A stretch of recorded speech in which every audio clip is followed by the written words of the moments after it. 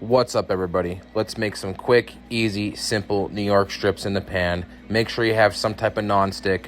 I'm cooking these on 3.5 minutes on each side for a medium rare finish. Give it a nice sear, beautiful brown, a little bit of crust on the outside of these strips, just how I like it. Take them off when they're done. Let them rest for a few minutes. Cut them open. Let's see the finish on these New York strips. Beautiful, nice, pink, tender, juicy meat. Just the way I like it. Simple, easy, healthy, packed with protein.